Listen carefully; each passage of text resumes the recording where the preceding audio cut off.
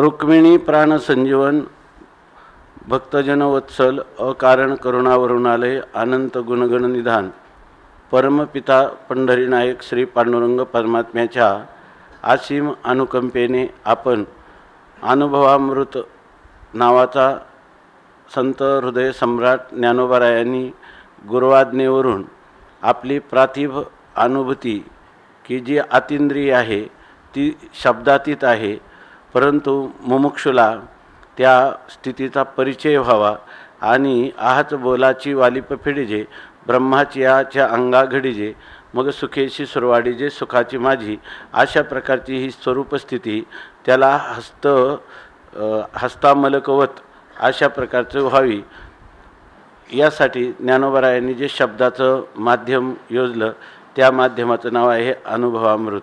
आणि त्याच्यातून जी आपली स्वरूपस्थिती आहे ती शब्दाच्या अतीत असणारी स्थिती आपल्याला तिचा यथार्थ परिचय व्हावा किंवा ती आपली अनुभूती व्हावी, अशा प्रकाराने ही शब्दांची योजना ज्या ग्रंथामध्ये केली त्या ग्रंथाचं नित्यानंद दीपिका नावाच्या श्री शिवकल्याणकृत स्वामींच्या शिवकल्याण स्वामीकृत असणारी जी टीका तिच्या आश्रयाने आपण यथाशक्ती यथामती चिंतन करीत आता 8व्या प्रकरणाचं जो उपसंहार आहे त्याच्यातली परिसमाप्तीची किंवा अंतिम ओवी आहे 19 क्रमांकाची, तिथपर्यंत आपण आलो. एवं ज्ञानाज्ञाने दोन्ही पोटी सुनी अहनी उदयला चिदगगनी चिदादित्यो हा. याचा सरळ अर्थ असा आहे, एवं आत्तापर्यंत आपण जे चिंतन केलं 7व्या अज्ञानखंडन आणि 8वं ज्ञानखंडन प्रकरण त्यापासून आपण या निर्धारापर्यंत आलो का एवं अशा प्रकारे हे ज्ञान आणि अज्ञान हे दोन्ही अहनी, ज्ञान आणि अज्ञान हे दोन्ही जणू काही दिवस आणि रात्र हे पोटी सुनी हे आपल्या पोटात घालून चिदगगनी हा चिदादित्य उदयला. तर चिदगगनात म्हणजे चैतन्यरूपी आकाशामध्ये हा चिदादित्य म्हणजे चैतन्यरूपी सूर्य हा उगवला, त्या चैतन्याचा उदय झाला. म्हणजे चिदाकाशामध्ये चिदगगन म्हणजे चिदाकाश, त्या चिदाकाशामध्ये उदित झालेला जो चितसूर्य आहे त्याने हे ज्ञान आणि अज्ञान रूपी असणारे दिवस आणि रात्र यांना आपल्या पोटात घातलं. म्हणजे या ठिकाणी त्यांना वेगळं उरून दिलेलं नाही, केवळ ह्या चिदाकाशात चितसूर्याचाच प्रकाश आहे, अशा प्रकारचा याचा सरळ अर्थ आहे. यावर टीका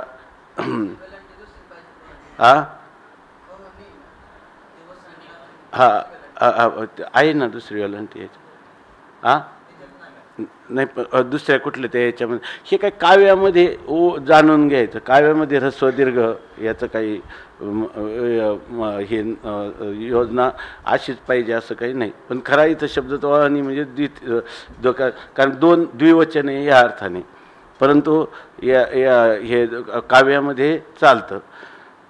अर्थ तो द्विवचनाचाच घ्यायचा, दिवस रात्र असा घ्यायचा. अह म्हणजे दिवस आहे खरं, पण अह म्हणजे दिवस आहे, पण इथं दिवस आणि रात्र अशी दोन्ही मिळून यांनाच या ठिकाणी ज्ञान म्हणजे हा दिवस आहे, ज्ञानरूपी दिवस, आणि अज्ञानरूपी रात्र, ह्या दोघांनाही चिदाकाशातल्या चितसूर्याने गिळून केवळ तो चितसूर्यच या ठिकाणी विद्यमान आहे. टीका. एवं रजनी आणि दिवसू जो की ज्ञान भासू चिदगगनी ग्रासू चितसूर्य केला. एवं अशा प्रकारे रजनी आणि दिवस रात्र आणि दिवस आहेत. रात्र आणि दिवस म्हणजे काय? रात्र हा अज्ञानाचा भास आहे आणि दिवस हा ज्ञानाचा भास आहे. आणि ह्या चिदाकाशामध्ये ह्या चितसूर्याने ह्या दोन्हींचाही ग्रास करून ठेवलेला आहे. तिथं रात्रही नाही आणि रात्री सापेक्ष दिवसही राहिला नाही, केवळ प्रकाशरूपता आहे. चिदंबरी निर्मळा चितसूर्य उदो केला जेवी आरिसे नवीन झाला मुख प्रत्ययो मुखा. ह्या निर्मळ असणाऱ्या चिदाकाशामध्ये निर्मळा चिदंबरी निर्मळ असणाऱ्या चिदाकाशामध्ये चितसूर्य उदो केला, चिद्रूपी सूर्य त्या ठिकाणी उदित झाला. आणि त्यांनी काय केलं तर तो चितसूर्य जो आहे तो केवळ चितसूर्यच राहिला, तिथं ज्ञानही नाही आणि अज्ञानही नाही. तिथं झालं कसं तर जेवी आरिसे नवीन झाला मुख प्रत्ययो मुखा. माऊलींचं नेहमीच सांगणं आहे की आमच्या ह्या अमृतानुभव म्हणण्यात आमच्या अभिप्रेत तात्पर्याला तोच समजून शकतो की ज्याला आरशा वाचून आपलं मुख पाहता येतं. तर आरशे नवीन म्हणजे आरसा समोर नसताना जसा मुख प्रत्यय झाला आपल्याला आपल्याच मुखाची आपल्याला प्रतीती येते. म्हणजे मुखाचं ग्रीवास्त मुख मुखाच्याच ठिकाणी आहे. जरी आरसा नसला तरी मुखाच्या ठिकाणीच मुख आहे. आणि आरशाच्या माध्यमातून जरी आपल्याला आपल्या मुखाचं दर्शन झालं तरी ते मुखानेच मुखाचं दर्शन केलेलं आहे असं ज्याला यथार्थ कळतं त्याला ही गोष्ट लक्षात येईल. मुख प्रत्यय स्वतःसिद्ध जेने केला दर्पण संबंध तेनेच देखील बोध दर्पणाचा.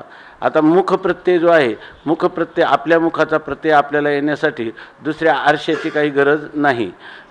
जेने केला दर्पण संबंध आणि मुख प्रत्यय स्वतःसिद्ध आहे परंतु दर्पणाशी संबंध सुद्धा कोणी केला? मुखानेच दर्पणाशी संबंध केला. आणि त्या मुखाचं प्रतिबिंब आणि प्रतिबिंब सापेक्ष असणारं बिंब त्या बिंबरूपाचं दर्शनही कोणी केलं? मुखानेच केलं. तेनेच देखील बोध मुखाचा बोध त्या मुखालाच झाला आणि दर्पणाचा संबंधही त्यांनीच केला आणि करण्याची गरज नव्हती कारण तो स्वतःसिद्धच आहे. असं असून तेने देखील बोध दर्पणाचा. आणि समोर दर्पण आहे ह्या दर्पणाचंही ज्ञान कोणाला झालं? मुखालाच झालं. दर्पणाचंही ज्ञान मुखालाच झालं आणि दर्पणाचा संबंध करूनही मुखानेच मुख पाहिलं. आणि दर्पणाचा संबंध नसतानाही मुखाने मुखरूपाने असणं हेच त्या मुखाने मुखाला पाहणं हा सगळा व्यवहार मुखाने मुखाच्याच ठिकाणी झालेला आहे. दर्पण उपाधी सहित असताना किंवा उपाधी रहित असताना दोन्ही वेळेला मुखानेच मुखाला विषय केलेलं आहे. त्या बोधाशी हानी नाही तेने मुखबोध ठेविला ठाई एवं मुखबोधेची पाही मुखबोध झाला. त्या बोधाशी हानी नाही. मुखाच्या बोधाची कोणत्याही प्रकारची हानी नाही. दर्पण असो किंवा नसो तेने मुखबोध ठेविला ठाई. त्याने आपला मुखबोध मुखबोधाच्याच ठिकाणी ठेवलेला आहे. म्हणजे मुखाच्याच ठिकाणी आहे. एवं मुखबोधेची पायी मुखबोध झाला. मुखाचा बोध कोणाच्यामुळे झाला? मुखबोधामुळंच मुखाचा काय झाला? बोध झाला किंवा मुखामुळंच मुखाचा बोध झाला. तेवी चिन्मात्रे चिदगगनी उदेला चिन्मात्र तरणी म्हणजे प्रत्यया नसोनी हानी प्रत्यय आला. तेवी त्याचप्रमाणे जसं मुखाला पाहतं त्याचप्रमाणे चिन्मात्रे चिदगगनी चिन्मात्र असणारं जे चिदाकाश आहे त्या चिन्मात्र चिदाकाशामध्ये चिन्मात्र तरणी उदेला चिन्मात्र रूपी सूर्याचा उदय झाला. म्हणजे चिन्मात्र आकाशात चिन्मात्र सूर्य म्हणजे सगळं चिन्मात्रच आहे. याचा अर्थ काय झाला? म्हणजे प्रत्यया नसोनी हानी प्रत्यय आला. सगळं चिन्मात्रच आहे.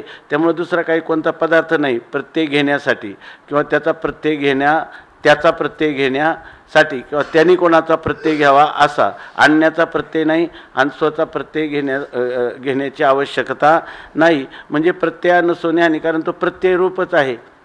चिन्मात्र प्रत्यय जो आहे तो चिन्मात्र प्रत्यय हे त्याचं काय आहे? स्वरूपच आहे. त्यामुळं प्रत्यया हानी नसोनी त्या मूलभूत असणाऱ्या प्रतीतीची किंवा प्रत्ययाची हानी झालेली नाही आणि प्रत्यय आला. त्या ठिकाणी प्रत्ययाची हानी तर नाही आणि प्रत्यय तर आलेला आहे. म्हणजे मूळ प्रतीती रूपाची हानी न होणं म्हणजे प्रतीती रूपाचीच अखंडता हीच त्या प्रतीती रूपाने आपल्या प्रतीती रूपाची प्रतीती घेणं आहे.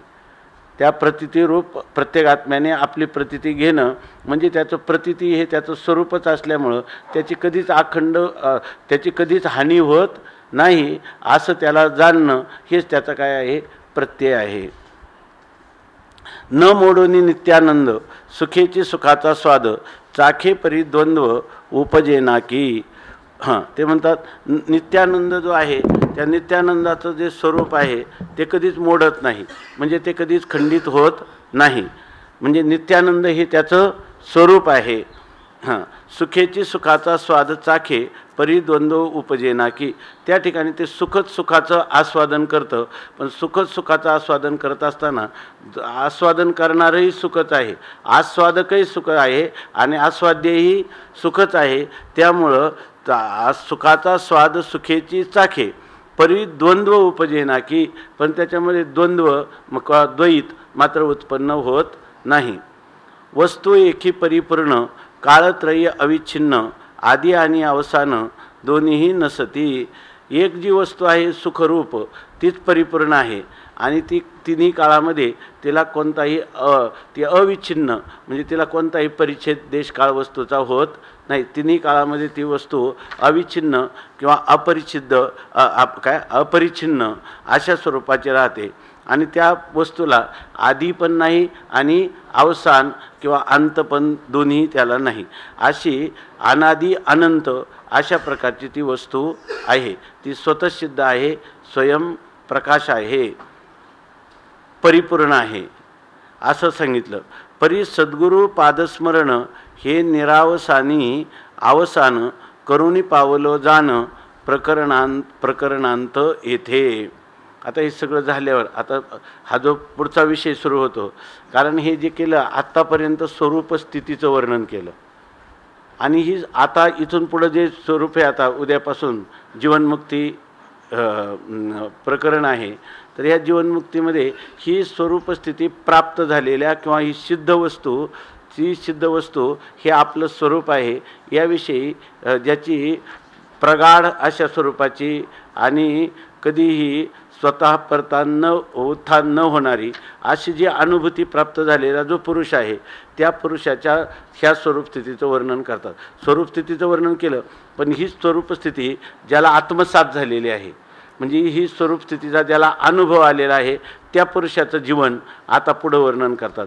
म्हणून या ठिकाणी हे ज्ञानखंडन प्रकरण इथं संपून आता जीवनमुक्ती प्रकरण त्यांना पुढं सांगायचं आहे. म्हणून ते म्हणतात की आता वस्तू एकी परिपूर्ण, काळतरी अविच्छिन्न, आदी आणि अवसान दोन्हीही नसते. हे सर्व ह्या स्वरूपस्थितीचं वर्णन झालं आत्तापर्यंत. स्वरूपस्थितीला उत्पत्ती नाही, नाश नाही. स्वरूपस्थितीला कोणत्याही प्रकारचा देशकाल वस्तूचा परिच्छेद नाही. ती सुखस्वरूप आहे, चिन्मात्र आहे, सन्मात्र आहे, केवल आहे, असंच आत्तापर्यंत तिचं वर्णन झालं. आता ते म्हणतात की आम्ही आता ह्या प्रकरणाची परिसमाप्ती करतो. त्या प्रकरणाची परिसमाप्ती अशी करतात, परी सद्गुरु पादस्मरण हे निरावसानी अवसान. हे सगळं झालं ना, हे सगळं झाल्यावर ह्या ग्रंथकर्त्यांना ते म्हणतात की आता हे सगळं झालं, पण ह्या वेळेला अशी स्वरूपस्थिती आपल्याला ज्या वेळेला करतला मलकवत होते, म्हणजे तळहाताच्या आवळ्या इतकी स्पष्ट होते, म्हणजे अनुभूतीला येते, त्यावेळेला माणसाला पहिलं काय होत असेल तर आपल्या गुरूंच्या पदकमलाचं स्मरण होतं. म्हणून म्हणतात परी सद्गुरु पादस्मरण. आता वास्तविक हे जे तत्व आतापर्यंत स्वरूपस्थिती सांगितली ती अनादी अनंत आहे का नाही, ती निरवसान आहे, तिचा कधीच अंत. पण काय होतं, हे ज्याला अनुभूत झालं त्याच्या ठिकाणी त्याला पहिल्यांदा स्मरण जर कोणाचं होत असेल तर ते श्रीगुरूंच्या पदकमलाचं किंवा श्रीगुरूंच्या स्वरूपाचं त्याला स्मरण होतं. आणि हे निरावसानी अवसान म्हणजे खरं आता अनादी अनंत स्थिती तद्रूप व्हायला पाहिजे ना, कारण ती निरवसान आहे, तिच्याशी समरसता प्राप्त व्हायला पाहिजे. पण त्यावेळेला ही जी निरवसान वस्तू आहे तिच्यामध्ये याला अवसान शेवट होतो. म्हणजे त्या शेवटाला त्याला कोणाचं स्मरण होतं, निरवसान वस्तूचं चिंतन करत असताना त्याचं अवसान मात्र निरवसानात न होता त्या सद्गुरूंच्या पादकमलाचं स्मरण करण्यामध्ये होतं. म्हणून निरावसानी अवसान. करुणी पावलो जाणं प्रकरणांत येथे. निरावसानात अवसान करून ह्या प्रकरणाचा अंत या म्हणजे ह्या प्रकरणाची परिसमाप्ती आम्ही या ठिकाणी परिसमाप्तीला या ठिकाणी प्राप्त झालो. दृश्य संबंधे विन दृङ्मात्र जे द्रष्टे पूर्ण, अज्ञानाशी ज्ञान अज्ञानेशी ज्ञान हरपले येथे. आता काय झालं, दृश्य संबंधे विन, दृश्याचा कोणताही संबंध नसता, दृश्य सापेक्ष कोणतंही दृष्टेपण नसता, दृङ्मात्र दृष्टेपण आहे ते आणि परिपूर्ण आहे की जे अविच्छेद्य किंवा अभंग अभेद्य अशा प्रकारचं आहे ते दृङ्मात्र दृष्टेपण. आणि त्या दृष्टेपणाच्या ठिकाणी अज्ञानेशी ज्ञान हरपले येथे. त्या स्वरूपामध्ये अज्ञान बरोबर ज्ञानसुद्धा ज्या ठिकाणी लय पावलेलं आहे, अज्ञानासहित ज्ञानाचा जिथं निराश झालेला आहे, येथे पूर्वापरता नाही, प्रत्ययोचे असे ठाई, तेने प्रत्यय पाही प्रत्ययो होय. या जिथं ज्ञानासहित अज्ञानासहित ज्ञान हरपून गेलं, ती स्थिती कशी आहे तर तेथे पूर्वापरता नाही. तिथं पूर्व आणि अपर असे कोणत्याच प्रकारचं भावना किंवा धारणा राहत नाही. प्रत्ययोचे असे ठाई, त्या ठिकाणी आपल्या स्वरूपाच्या ठिकाणी फक्त प्रतीतीच आहे, म्हणजे प्रतीती रूपाने स्वरूप फक्त अवशिष्ट आहे, दुसरं काही त्या ठिकाणी नाहीच. आणि तेने प्रत्ययो पायी प्रत्ययो होय, आणि स्वरूपा वाचून दुसरं काहीच नाही असं म्हणून त्या प्रत्ययाने, प्रत्ययाचं स्वरूप काय आहे, प्रत्यया वाचूनही काहीच नाही, हाच जो प्रत्यय आहे या प्रत्ययाने काय होतो, तो वेगळा न राहता प्रत्ययो होय, तो त्या प्रतितीरूप किंवा प्रत्ययरूपच होऊन जातो. हेची करुणी अवसान संपविले येथे प्रकरण, ज्ञानाज्ञानाचा जाण फिटला पांगू. हेची करुणी अवसान, आणि हेच हे जे स्वरूपस्थिती आहे, ह्या स्थितीमध्येच या ठिकाणी परिसमाप्ती केलेली आहे. प्रत्ययरूपता जी आहे तिथं प्रत्ययरूपता ही प्रत्यय हाच प्रत्ययाला विषय करीत असतो, म्हणजे प्रत्ययच प्रत्ययाला पाहतो, जाणतो. त्या प्रत्ययाला पाहण्यासाठी दुसऱ्या प्रत्ययाची आवश्यकता नाही, त्या अनुभवाला जाणण्यासाठी दुसऱ्या अनुभवकाची गरज नाही, त्या ज्ञात्याला जाणण्यासाठी त्या ज्ञेय स्वरूपाला जाणण्यासाठी दुसऱ्या ज्ञात्याची गरज नाही. असं जे स्वरूप आहे तर ते म्हणतात तिथं प्रत्ययच प्रत्ययाला पाहत असतो, आणि हेच त्या प्रत्ययाचं स्वरूप आहे. हेची करुणी अवसान, आणि इथंच ह्या ग्रंथाचं अवसान म्हणजे परिसमाप्ती केली, आणि संपविले इथं प्रकरण, आणि ह्या ज्ञान खंडन या प्रकरणाची या ठिकाणी समाप्ती केली. ज्ञानाचा जाण फिटला पांगू. आतापर्यंत कोणी अज्ञानाने म्हणजे परतंत्र झाले होते, कोणी ज्ञानाने परतंत्र झाले होते, बरोबर ना. मेलेलं अज्ञान जिवंत उठून त्याला नाव ज्ञान देऊन कोणी त्या ज्ञानाने अहम ब्रह्मास्मी अशा प्रकाराने ज्ञान अहंता, त्यामुळं ह्या प्रकरणाचं नावच त्यांनी दिलेलं आहे की ज्ञाना अहंता. हां, असं ह्या प्रकरणाचं नाव टीकाकाराने दिलेलं आहे. तर त्या ज्ञानाहंतेनं सुद्धा काय, त्या ज्ञानाहंतासुद्धा राहिली नाही, त्यामुळे तिचाही पंगिस्तपणा, परतंत्रता आमची सुटली. आता चिन्मात्री नित्यबुद्ध ते स्वतःशी असे स्वतसिद्ध, साधनाचा संबंध न धरुणी असे. ते म्हणतात जे चिन्मात्र तत्व आहे ते तर नित्य ज्ञानस्वरूपच आहे. चिन्मात्री नित्यबुद्ध ते स्वतःशी असे सिद्ध. चिन्मात्र आहे ते काय आहे, चिन्मात्रच आहे, म्हणजे कसं आहे, नित्यबुद्ध आहे, म्हणजे मूळच ज्ञानस्वरूप आहे, म्हणजे अज्ञानाने अस्पर्शित अचुंबित असं जे स्वरूपभूत ज्ञान, त्यालाच फक्त नित्यबुद्ध, नित्यशुद्ध, नित्यमुक्त अशा प्रकारच्या शब्दाचा प्रयोग होऊ शकतो. म्हणून म्हणतात आता चिन्मात्री नित्यबुद्ध ते स्वतःशी असे सिद्ध, ते स्वतः सिद्ध आहे, त्याच्या सिद्धीसाठी कोणाची आवश्यकता नाही. साधनाचा संबंध न धरुणी असे, त्या ठिकाणी कोणत्याही साधनाचा संबंध नाही, पण साधनाचा संबंध नाही तरी ते असे, तरी त्याचं जे अस्तित्व आहे ते स्वतः सिद्ध आहे, दुसऱ्या साधनाने सिद्ध करण्याची त्याला आवश्यकता नाही. असं त्याचं स्वतःसिद्ध जे स्वरूप आहे, त्या स्वतःसिद्ध शब्दाचा अर्थ आहे त्याच्या सिद्धीसाठी कोणत्याही साधनाचा संबंध नाही तरी ते आहे, किंबहुना असं त्याचं अस्ति हे त्याचं स्वरूप आहे. तो आहे असं नाही, आहे तो आहे असं नाही, अस्तिच तो आहे, बरोबर ना. अस्ति हेच त्याचं काय आहे, स्वरूप आहे, आणि ते कोणाचा संबंध वाचून आहे. त्या ठिकाणी अज्ञानाने तो नास्ती होत नाही आणि ज्ञानाने तो आस्ती होत नाही. त्याचं नास्ती आणि आस्ती ह्या दोन्हींनी विवर्जित असतं, केवळ अस्तित्वरूप सद्रूपत्व त्याचं स्वतःसिद्ध आहे असं सांगतात. या सोली व सुखाचीची खाणी श्री सद्गुरूच्या चरणी म्हणून तेथे शरण रिगोनी स्वीकारावे. आता तुम्ही म्हणले का पहिल्यांदा ह्या वेळेला स्मरण कोणाचं व्हावं, त्यांनी आपल्या स्वरूपात बुडी देण्याच्या अगोदर त्याला स्वरूप कशात होतं, सारखं स्वरूपाचं अनुसंधान नाही, ह्या स्वरूपाची स्थिती ज्यांनी मला उमगून दिली त्यांचं स्मरण त्याला अगोदर होतं. आणि म्हणून म्हणतात की उलट इथं जाणीव करून देतात. वास्तविक आता काय म्हणायला पाहिजे, आता तू जसं येन तेजसी तत्तेज, आणि तू आपल्या स्वरूपात बुडी दे. परंतु टीकाकार सांगतात, या सोलिओ सुखाचीची खाणी, हे जे सुख आहे ना, हे ज्ञान अज्ञान, बरोबर ना, ज्ञान अज्ञान गेल्यानंतर होणारी अनुभूती, नंतर त्यांनी सांगितलं प्रत्यय, अशा प्रकारचं त्याचं कक्षा एक सांगितल्या त्यांनी, काल सांगितल्या आज सांगितल्या. तर इथं काय आहे लक्षात येते ना, पण या सगळ्या सोलिओ सुखाचं नाही, हे वृत्त्यात्मक सुख, वृत्त्यात्मक ज्ञान, वृत्त्यात्मक सत्तेची स्वीकृती, ह्या ज्या गोष्टी आहेत ह्या सगळ्या गोष्टी ह्या सोलिव नाहीत, विशुद्ध स्वरूपातल्या नाहीत.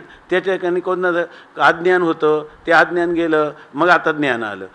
सुख नव्हतं, आता दुःख गेलं, आता सुख आलं. अशा प्रकारचं हे जे आहे हे ज्ञान आणि अज्ञानाने पंगिस्त होणारं सापेक्ष असं हे ज्ञान आणि सुख आहे. सोलिव सुख नाही. सोलिव सुखामध्ये ज्ञान आणि अज्ञानाचा कोणताही संबंध राहिलेला नाही. असं खरं सोलिव सुख मुमुक्षुला अपेक्षित आहे, आणि तेच खरं आपलं स्वस्वरूपही आहे. शास्त्र, युक्ती, अनुभूती यांनी असं सिद्ध होतं की ज्या वेळेला द्वैताचा कुठलाच संबंध नाही त्याच वेळेला खरं सुख आहे की नाही. द्वैताच्या संबंधावर आणि द्वैत सापेक्ष अद्वैताचा सुद्धा संबंध नाही, असं हे अद्वैत स्वरूप सुख आहे, आणि त्या सुखाची आपल्याला खरी प्राप्ती होईल. आता एवढे हिशेब कळाल्यावर काय वाटतं, सोलिव सुख मिळावं वाटतं का वृत्त्यात्मक सुख मिळावं वाटतं, वृत्त्यात्मक ज्ञान व्हावं असं वाटतं का सोलिव ज्ञान असावं वाटतं, आहे की नाही. सापेक्ष सत्ता असावी असं वाटतं का निरपेक्ष सत्ता असावी असं वाटतं, आहे की नाही. हे मुमुक्षूच्या अंतःकरणात स्वाभाविक आहे की नाही. त्याच्यावर आता इथं काय, तर इथंच गुरुकृपा लागते, आहे की नाही. आणि म्हणून इथंच श्रीगुरूंचं स्मरण केलं पाहिजे, कारण याला श्रीगुरूशिवाय दुसरा कोणताच उपाय नाही. या सोलिव सुखाचीच खाणी श्री सद्गुरूंच्या चरणी. तेव्हा हे सोलिव सुखाची खाण कुठे आहे, श्रीगुरूंच्या चरणकमलाजवळ आहे. म्हणून तेथे शरण रिगोनी स्वीकारावे. म्हणून आपण त्या सद्गुरू चरणांनाच शरणागत होऊन त्यांचाच आपण अंगीकार करावा किंवा स्वीकार करावा, आहे की नाही. आता आपल्या म्हणण्यानुसार जेवढा प्रवास करायचा, बरोबर ना, तुम्ही म्हणता की संतांची संगती मनोमार्ग गती.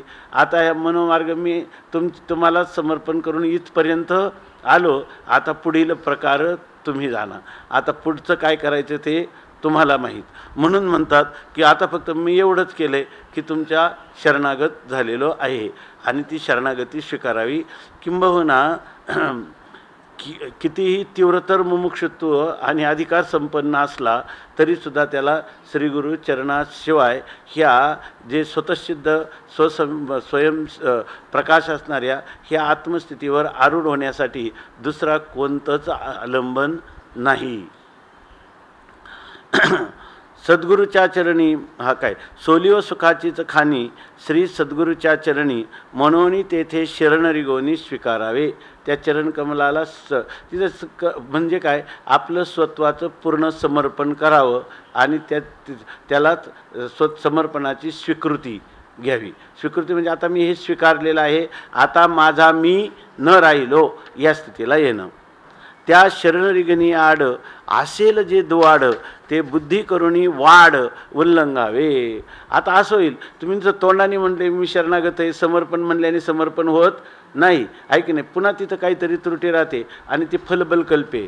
ज्या अर्थी सोलिव सुखाची अनुभूती येत नाही त्या अर्थी काहीतरी प्रतिबंध आहे. आता तो प्रतिबंध श्रीगुरूंच्याकडून असणं शक्य नाही. तो प्रतिबंध कुठे, आपल्या बुद्धीच्याच ठिकाणी आहे. म्हणून त्या शरणरिगणी आड वास्तविक जर खरंच शरणागती झाली तर निष्प्रतिबंध आनंदाची अनुभूतीच येत असते, आनंद रूपताच प्राप्त होत असते.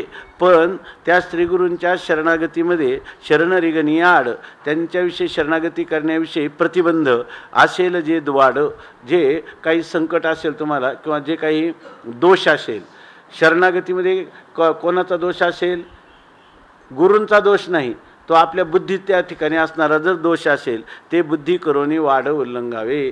त्या ती बुद्धी वाढ करावी म्हणजे व्यापक करावी, आणि ते जे काही प्रतिबंध आहेत त्या प्रतिबंधाचं निवारण करावं असं सांगितलं.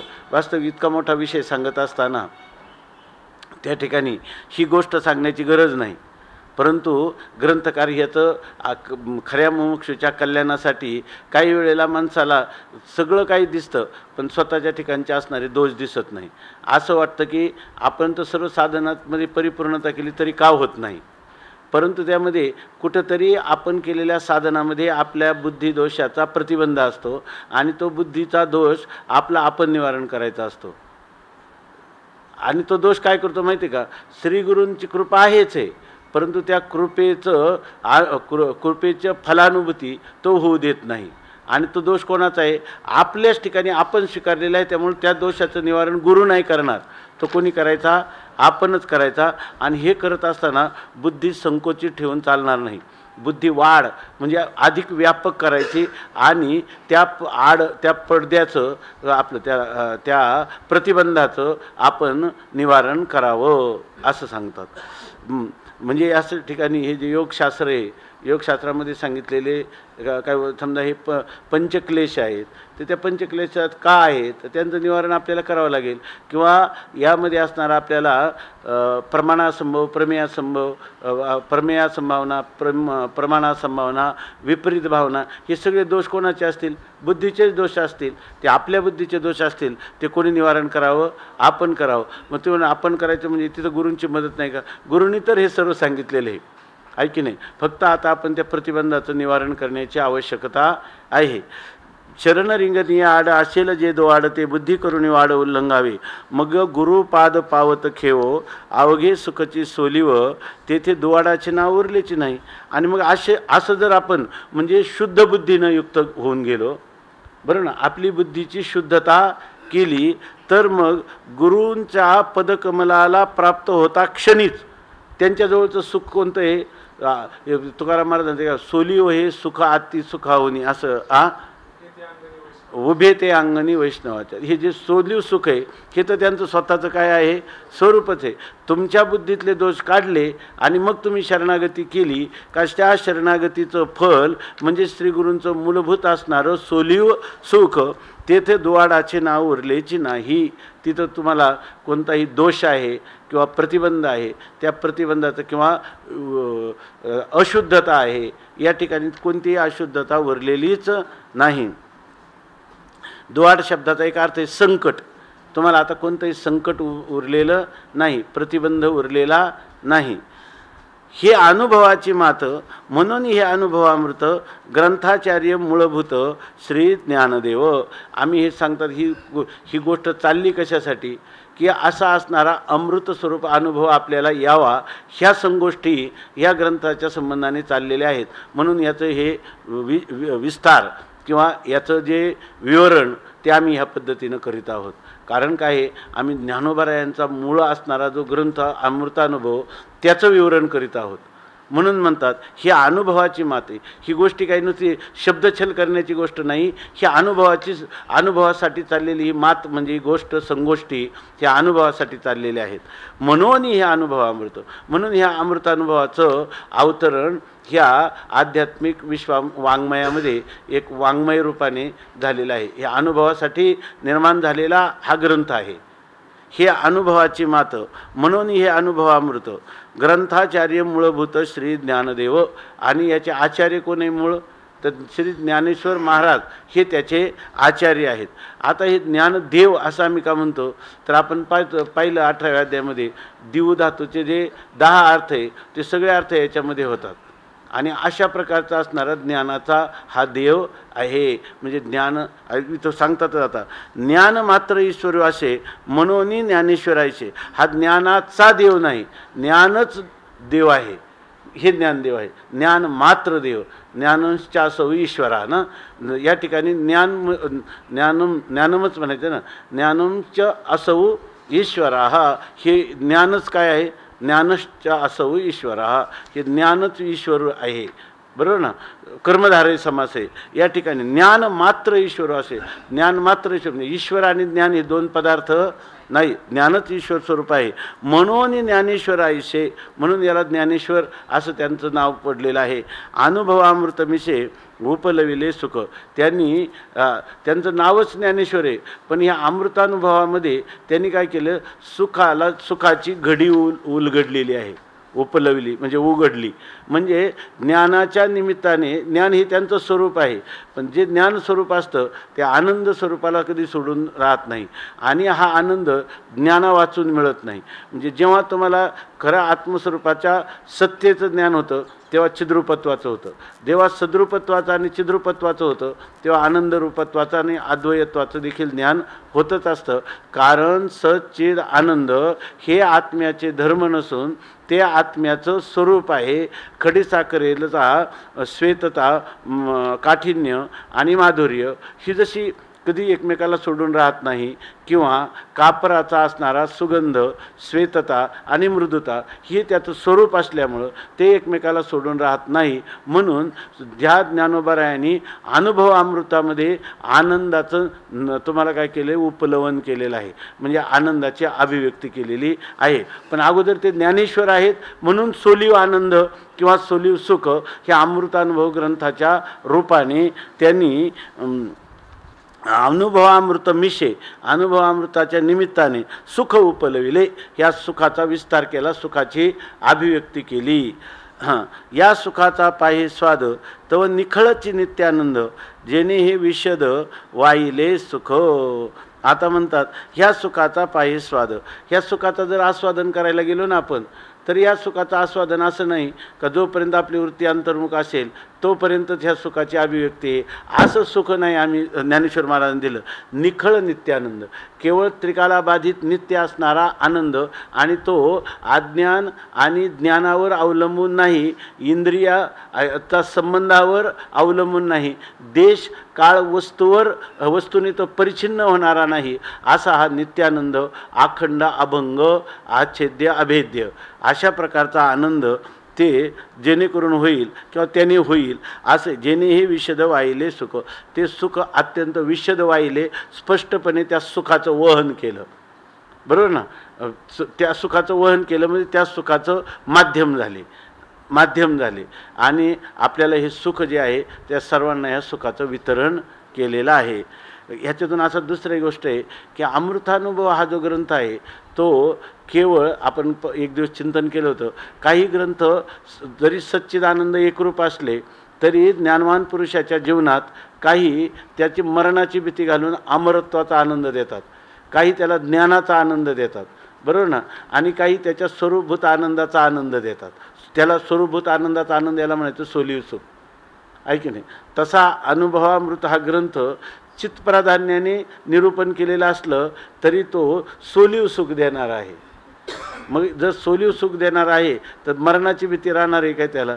उलट मरण माझे मरोनी गेले मज केले अमर, म्हणजे अमृतानुभवाचं चिंतन करतो आणि मरणाची भीती वाटते, अमृतानुभवाचं चिंतन करतो आणि पण अजून अज्ञानाचं मला वाटतं, अमृतानुभवाचं चिंतन करतो आणि दुःख मात्र जात नाही म्हणत असेल तर त्यांनी ज्ञानोबारायांची शरणागती केली नाही, आहे की नाही? शरणागती केल्यावर ह्या गोष्टी राहत नाही, आणि शरणागती केली म्हणजे आपलं स्वत्व समर्पण केलं नाही ही त्याची काय एक होणे, म्हणजे याचा अर्थ त्याच्या बुद्धीमध्ये दोष आहेत, म्हणून त्याने अगोदर दोषांची काय करावी, निवृत्ती करावी, आणि मग त्याची शरणागती ही सफल होईल. आणि सफल कधी होईल, कशावरून कळेल? ज्या वेळेला तुम्हाला ह्या शंका राहणार नाहीत त्यावेळेला. सोलीव सुख आहे, चिन्मात्रता आहे, की नाही, आणि सन्मात्रता आहे, आणि द्वैत नाही, केवलता कैवल्य आहे, हे स्वतःसिद्ध आहे, स्वयंप्रकाश आहे, नित्य आहे, अखंड आहे, सबराभरित आहे, ओतप्रोत आहे, असं शिवाय दुसरं काही नाही असं वाटेल तेव्हा समजायचे की श्रीगुरूंची कृपा प्राप्त झाली. म्हणजे आपल्याला आपल्या बुद्धिदोषाचं निवारण करणं आवश्यक आहे की नाही हे सुद्धा स्वसंवेदित गोष्ट आपल्याला कळेल, आणि त्या बुद्धिदोषाच्या निवारणाचे पण मग उपाय तुम्ही केले पाहिजेत असा त्याचा अर्थ झाला. जे प्रतिबंध आहे, जसं आपण तो आलस्य, शान वगैरे, अनवसाद हे जे योगसूत्रामध्ये सांगितले, असे कोणते जे दोष असतील त्या दोषांचं तुम्ही निवारण करा. एवढ्या बाबतीत योगशास्त्रसुद्धा तुम्हाला मदत करील, भक्तिशास्त्रसुद्धा तुम्हाला मदत करील, कर्मविपाकाचे सिद्धांत तुम्हाला मदत करतील, काही हरकत नाही. ते बुद्धिदोष आहे तुमचे याच्यामध्ये, आणि नसेल तर आता तुम्ही काय करा, अखंड याचा अभ्यासात राहा, यांनी तुमचे बुद्धिदोष जातील. परंतु तुमची खरी शरणागती अजून झालेली नाही हे मात्र निश्चित आहे, की नाही? या सुखाचा पाहे स्वाद तो निखळची नित्यानंद जेणे हे विशद वाहिले सुख. ग्रंथ ज्ञानेश्वर महाराजांचं 2-3च वेळात वर्णन केले ज्ञानदेव ह्या नावाचं किंवा ज्ञानेश्वर. पण काय त्यांनी त्याच्यामध्ये किती त्यांच्या उत्कट भावना आहेत त्या पाण्याचा ज्ञानोबरायांच्या संबंधाने. सोलीव सुख असं समजतात, सोलीव ज्ञान असं म्हणतात, सोलीव सत्ता असं त्यांना समजतात. ग्रंथीचा ग्रंथार्थू आरंभ आणि प्रकरणातू अवघा एकतंतू नित्यानंदू. ह्या ग्रंथाचा खरा विषय काय आहे, ह्या ग्रंथाचा ग्रंथार्थ म्हणजे या ग्रंथातला असणारा विषय आरंभ आणि प्रकरणातू. ह्या ग्रंथाचा आरंभ आणि ह्या प्रकरणाचा अंत. अवघा एकतंतू नित्यानंद, त्या सगळ्यामध्ये एकच तंतू एकच धागा आहे आणि तो धागा कोणता आहे, नित्यानंदाचा धागा आहे. हे करत असताना त्यांनी नित्यानंद शब्दाने आपल्या गुरूंचंही श्लेष साधून वर्णन केलेलं आहे, कारण त्यांना गुरूंचं स्मरण झालेलं आहे. म्हणून तो अवघा काय आहे, नित्यानंदच आहे असं म्हणतात. काळत्रयी अविच्छिन्न स्वस्वरूपे सर्वदा पूर्ण या लागी शिवकल्याण एकचित स्वरूप. तिथं नित्यानंद असेल तर इथं कोण येणार, शिवकल्याण येणार. म्हणून ते म्हणतात काळत्रयी अविच्छिन्न, तिन्ही काळात ज्याला कधीही परिच्छिन्नता प्राप्त झाली नाही, जो स्वतःच्या स्वरूपाने सर्वदा सर्व काळात सर्व देशात सर्व वस्तूत परिपूर्णत्वाने निरपेक्ष व्यापक आहे, म्हणून त्याला म्हणतात सर्वदा पूर्ण. या लागी शिवकल्याण एकचित स्वरूप. आणि याच म्हणतात खरं शिवस्वरूप सत्यम शिवम सुंदरम, असं सत्य शिवकल्याण असं शिवम असं कोणतं असेल तर ते चित्स्वरूप हेच पूर्ण आहे. म्हणजे आता शिवकल्याण कोण आहेत, चित्स्वरूप आहेत. आणि गुरु काय आहेत, सोलीव सुखस्वरूप आहे. आणि सुख आपलं सुख आणि चित्त आणि आनंद हे दोन्ही काय आहेत, एकच आहे. हे खरं गुरु शिष्याचं काय आहे, ऐक्य आहे. आता लाधली अनुभव खुन ज्ञान. आता हे चित्स्वरूप झाल्यानंतर आता गुरुहून भिन्न राहिले का, मग आता या ठिकाणी गुरु आणि शिष्य हाचा संबंध आहे का, का ऐक्य आहे, का संबंधाचा पूर्णपणे परित्याग आहे, का द्वैताचा किंवा स्वतःच्या स्वतंत्र म्हणून त्यांचं स्वरूप सिद्ध केलं राहिले का काही, आता नाही. पण हे सगळं कोणाच्यामुळे झालं, त्यांच्याच कृपेमुळे झालं. आहे की नाही, हे कोणाच्यामुळे झालं, त्यांच्याच कृपेमुळे झालं. स्वामी महाराज म्हटले की नवीन त्यांनी विचारसागर ऐकला आणि ज्या वेळेला मला वाटतं काय 6वा तरंग का 4था तरंग चालू होता काय, आता लक्षात नाही, विषय आल्यावर कधी लक्षात येतं. तर त्यावेळेला ते स्वामी महाराज त्यांच्या गुरुजींकडे गेले आणि म्हणे गुरुजी काय तुम्ही सांगता, काय तुमची बुद्धी तीक्ष्ण आहे म्हणले, आणि माझी बुद्धी जी आहे ना एकदम मठ्ठ आहे म्हणे. पण काय झालं म्हणे की असं आहे की मला तुमच्या पण जरी माझी बुद्धी किती मठ्ठ असली आणि तुमची बुद्धी किती तीक्ष्ण असली तरी दोन्ही बुद्धींचं अधिष्ठान एक आहे हे मला तुमच्या कृपेने कळलं, असं त्यांनी सांगितलं. हे मला तुमच्या कृपेने, ते म्हणे मला हे कळायला 60 वर्ष लागली, तुला 6 महिन्यात कळलं. म्हणून त्यांनी त्यांना गाढ आलिंगन दिलं की तू अगदी योग्य अशा प्रकारचं. कारण खरं हेच कळायला पाहिजे, बुद्धीची तीव्रता असली बुद्धीचं मठ्ठता. खरी बुद्धी तीच आहे की ज्या बुद्धीनं अधिष्ठानाला ओळखलं, तीच शुद्ध बुद्धी आहे, तीच सूक्ष्म बुद्धी आहे. आणि ती ज्याला काय म्हणतो आपण फलपर्यवसायी अशी तीच बुद्धी आहे, ते कळायला पाहिजे. आणि ते बुद्धीचे वैभव अन्य नाही दुजे आणि एकाकीशे राजे सकळ सिद्धी. आता लादली अनुभव खुन. आता एकदा ही अनुभवाची खून लादली का मग ज्ञान नव्हे ना अज्ञान, मग ज्ञानही नाही आणि अज्ञानही नाही. किंबहुना अनुभवही जाणं न मिरवी अंग. मग मला अनुभव आला, त्या अनुभवाचंही अंग पुढं मिरवलं जात नाही, म्हणजे अनुभवाचे कौतुक राहत नाही. नाहीतर आम्हाला अनुभव आला म्हणजे पूर्वी अनुभव नव्हता का, अनुभव हे स्वरूप तुमचं नित्यच आहे, ऐकी नाही. म्हणून खरी गुरुकृपा होते तेव्हा अनुभवाचं कौतुक नाही, अज्ञानाचं कौतुक नाही, अनिर्वचनीय सदसद्विलक्षण अनिर्वचनीयत्वाचं आणि ज्ञानाचं कौतुक नाही, सच्चिदानंद स्वरूपत्वाने. बरोबर आहे ना, म्हणजे सच्चिदानंदाच्या वाच्यार्थाने त्याचंही कौतुक नाही. बरोबर ना. ज्ञान नव्हे ना अज्ञान किंबहुना अनुभवही जाणं न मिरवी अंग. अनुभवही कधी पुढे येऊन आपला थाट मिरवावा असं त्या अनुभवाला सुद्धा वाटत नाही. येणे वेदाने आपल्याला कुठं नेऊन ठेवलं आणि संतांनी आपल्याला कुठं नेऊन ठेवलं, ह्या स्वरूपामध्ये काहीतरी आहे का माणसाला, दुःखाचा लेश तरी आहे का, अज्ञानाचा लेश आहे का, अज्ञान सापेक्ष ज्ञानाचा तरी लेश आहे का. हां, त्या ठिकाणी प्रतिबंध आहे का? त्याला देश काळ वस्तूचा परिच्छेद आहे का? काय काय आहे तिथं? काहीच नाही. शून्य आहे का?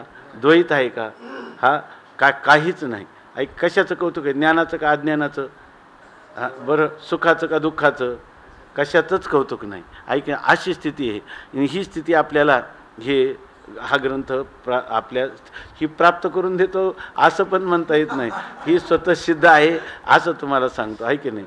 याच्यात जर आपल्याला खऱ्या अर्थाने प्रवेश झाला तर जीवनाचा सगळा अध्यात्माचा प्रवास संपला.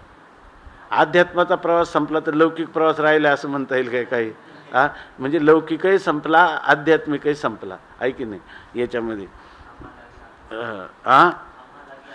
म्हणून त्यांनी सांगितलं, किंबहुना श्रीनिवृत्ती ठेविलो असो जये स्थिती ते काय हाती देऊ वाचेची, किंवा आम्हा लागी गुरुदेवे आम्हीच केलो. येणे सुखे जे संपन्न तयाचे आशे ते लक्षण ते विषयी निरूपण पुढीले प्रकरणी. आता हे जे सुख आहे ना, ह्या सुखाची ज्याला प्राप्ती झाली, या सुखाने जो समृद्ध झालेला आहे, संपन्न झालेला आहे, पद्यते न्यायते गम्यते अनेन चा पदम, हे यांनी तो काय झालेला आहे? ह्या पदाने तो संपन्न झालेला, ह्या सुखाने तो संपन्न झालेला आहे. तयाचे असे ते लक्षण, त्याचं काय लक्षण आहे ते विषयी निरूपण पुढीले प्रकरणी. आता पुढच्या प्रकरणामध्ये ही स्वरूप स्थिती प्राप्त झालेला जो जीवनमुक्त पुरुष आहे, त्या जीवनमुक्त पुरुषाचं वर्णन करण्यासाठी हे आता पुढचं प्रकरण, 9वं प्रकरण सुरू होत आहे. ते चांडोळे अण्णा म्हणायचे की सगळा अमृतानुभव तुम्हाला नाही कळाला तरी म्हणे जीवनमुक्तीचं हे जे 9वं प्रकरण हा अमृतानुभवाचं हृदय आहे. जसं हृदय हे सगळ्या शरीरात महत्त्वाचं कोण आहे? हृदय. हृदयापासून सगळ्यांना पुरवठा होतो. तसं जीवनमुक्ती प्रकरण कोणी दुसरी प्रकरण ऐकली नाही, केवळ जीवनमुक्ती एवढंच प्रकरण ज्ञानेश्वर महाराजांचं चिंतन केलं. त्याच्यामध्ये काय मागची स्वरूपस्थिती आहे आणि स्वरूपस्थितीला प्राप्त झालेल्या महात्म्याचं हे वर्णन आहे. म्हणजे हे वर्णन ऐकताना स्वरूपस्थितीला सोडून त्याचं वर्णन आहे का? म्हणून हे त्याचं हृदय आहे. इथून सगळं रक्ताभिसरण आहे. ह्याच्यामधून हे जर प्रकरण आपण चांगल्या प्रकाराने चिंतन केलं का अमृतानुभवाचा झाल्यासारखाच आहे. म्हणून गुरुजींनी असं सांगतात की शेवटच्या वेळेला जाण्याच्या अगोदर हे जीवनमुक्ती प्रकरण सांगितलं होतं.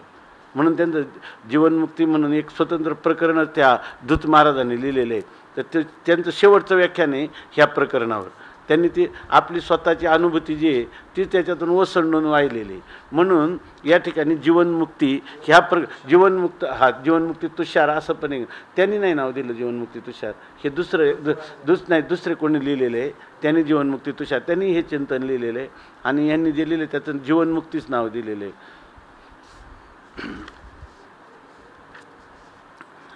येणे सुख जे संपन्न तयाचे आशे ते लक्षण, त्यांचं लक्षण काय आहे?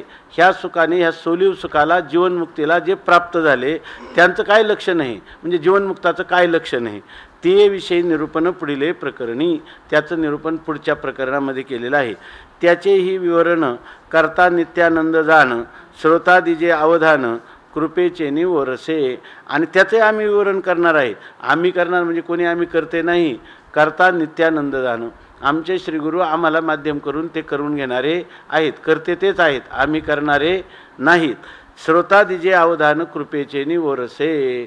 तर ते म्हणतात कृपेचा ओरस म्हणजे पाना, कृपेचा पाना श्रोत्यांनी सोडावा. म्हणजे काय? त्या ठिकाणी वक्त्याला त्याचं यथार्थ निरूपण करण्याचं स्फुरण होईल. म्हणून म्हणतात श्रोता दिजे अवधान, श्रोत्यांनी अवधान द्या, तुमचं कल्याण होण्यासाठी नाही, कृपेचे माझ्यावर कृपा करा म्हणून तुम्ही कृपेचा पाना सोडा की त्या पाण्याचं प्राशन करून मलाही या ठिकाणी अशा प्रकारचं याचं जीवनमुक्त पुरुषाचं वर्णन करता येईल अशा प्रकाराने सांगतात. नाही ते चुकून झाले ते. ओरस म्हणजे पान दाटून येणं. म्हणजे त्याचं वर्णन भागवतामध्ये असं केलेलं आहे की संध्याकाळी जेव्हा त्या गाया येत होत्या आपल्या गोठ्याण्याकडं, तर त्यावेळेला जी वासरं आहेत आपले, त्या वासरांचा हंबरडा ऐकल्यावर त्याला जाऊन त्या वासराला स्तनपान करायचं हे त्यांना राहत नव्हतं. तिथं त्या रस्त्याने त्यांच्या त्या सडाला धारा लागत होत्या. त्याला म्हणतात ओरस. कृपेचा ओरस काय आहे? न समाये पोटी. पुढं काय? मनोनी उपराठी वचने ही, त्याला म्हणतात ओरस. तर हां का, किंवा आईला जेव्हा बाळाची खास आठवण होते त्यावेळेला तिच्या स्तनातून दुधाचा स्राव व्हायला लागतो, त्याला म्हणतात ओरस. असं तुम्ही करा. पण ते कशासाठी? तर त्याचेही विवरण करता नित्यानंद दान श्रोतादिजे अवधान कृपेचे. त्यामुळं माझ्या प्रतिभेला काही स्फुरण होईल.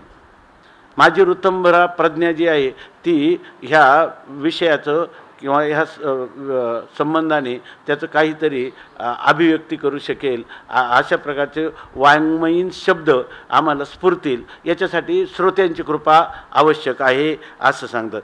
हे चिंतन कधी होईल?